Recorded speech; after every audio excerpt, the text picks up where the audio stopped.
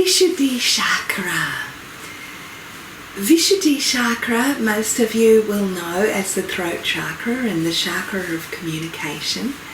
Its tanmatra or sense is hearing, and the organs of knowledge are the ears. The organ of power is the vocal cords.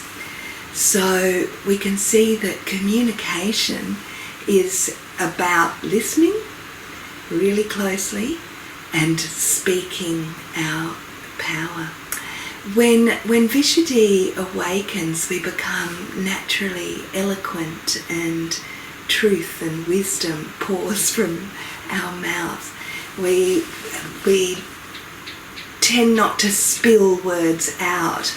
They're formed down in Manipur chakra, come up through our heart, and are well considered and fall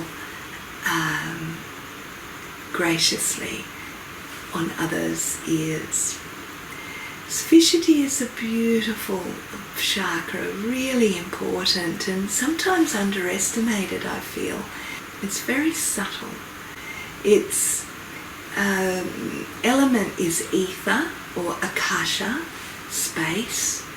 So you may get this sensation of space as you go more deeply into Vishuddhi. The location of Vishuddhi Chakra is the Kshitram, the frontal manifestation is in this little dip, and we put our hand directly behind that on the spine and push in, saying Vishuddhi, Vishuddhi, Vishuddhi, and feel that sensation. Again, if it helps to use a little bit of tiger balm on the back there to bring your awareness.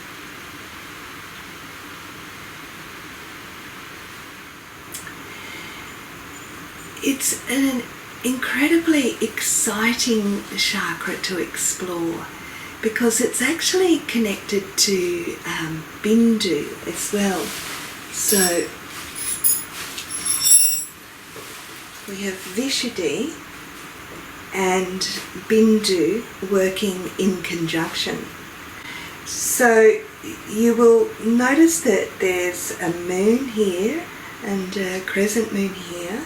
And the moon in this instance represents Akasha, and for us as well, it has that sort of feminine implication.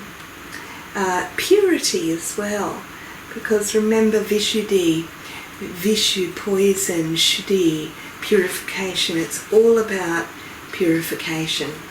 So we have the elephant representing purity and wisdom again, the white elephant. But this moon with the drop represents Amrit, the nectar of immortality, sometimes called ambrosia or nectar of the gods. And it actually fills up in Bindu. See, Bindu correlates with the pineal gland, as does Ajna. So Ajna is at the front here, Bindu's at the back, the pineal gland is in the middle, and the pineal gland produces this very subtle, beautiful nectar that gives us longevity and good health and vibrancy and vitality. So once this, through various practices that we'll look at in a minute, once this fills up with the nectar, it drops down into Lalana chakra, which exists, or we actually learn to store it there, because sometimes it'll just drop down into Manipur and be burnt away if we're not sort of conscious and Vishuddhi isn't quite awake. But with Vishuddhi and Bindu awakening, and that happens spontaneously, we can actually utilize this beautiful nectar that is stored in Lalana Chakra, which is a little reservoir held in the soft part of the palate, close up to the nasal passages. And you can have a little feel with it with your finger.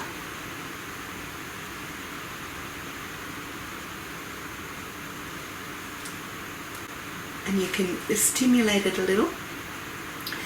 What the yogis do is, serious yogis can fold their tongues back in what we call Kachari Mudra. Fold the tongue back, remove the tip of the tongue to stimulate Lalana Chakra, and that can help release this nectar in amounts that will go throughout our body.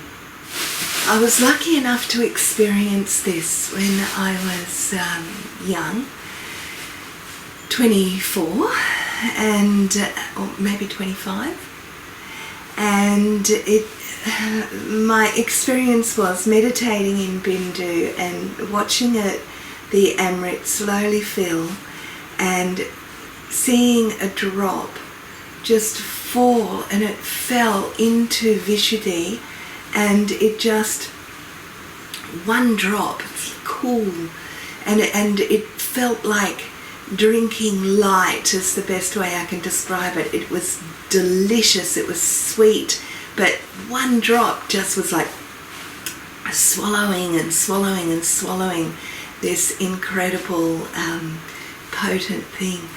And it's Vishuddhi is known as the fountain of youth because of this elixir of immortality. The 16 petals represent the 16 vowels of Sanskrit and the 16 nadis that pass through the throat as well. Remember, nadis, the channels, the subtle psychic energy flow. The little seed here of Bindu actually translates as point or drop, and that little circle represents that. This symbol you'll also see at the top of the Om symbol.